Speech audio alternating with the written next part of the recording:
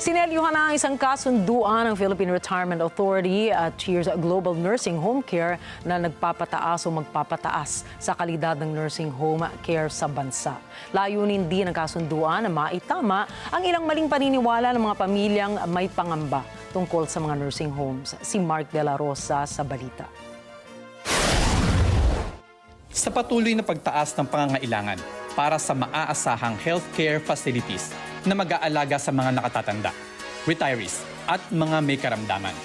Isang kasunduan na layong itaas ang antas ng kalidad ng nursing home care sa bansa ang pinangunahan ng Philippine Retirement Authority at Cheers Global Nursing Home Care.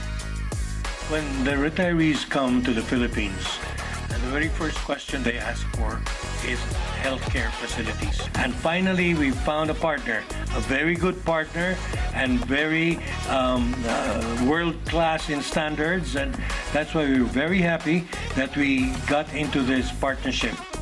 Mahalaga para sa Cheers Global at Philippine Retirement Authority na maibigay ang kapanatagan hindi lamang para sa kanilang mga kinakalinga, kundi para sa pamilyang nagbigay ng tiwala sa kanila.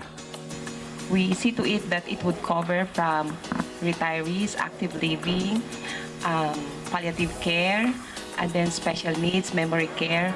So anything you need on nursing home, special care, we have it each year. Nais din nilang maitama ang ilang maling paniniwala ng mga pamilyang may agam-agam tungkol sa mga nursing home.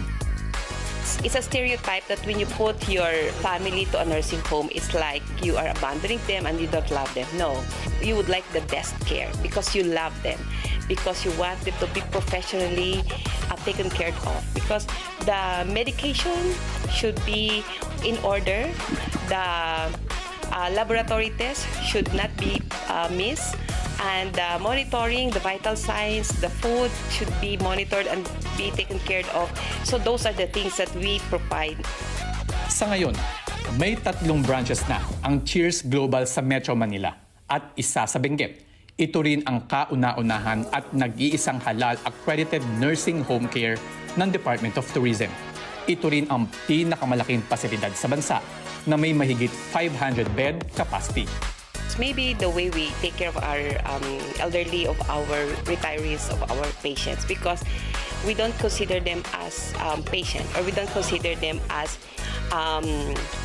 other people. We consider them as family. Mark De La Rosa para sa mata ng Agila. Matatag, matapang, matapat.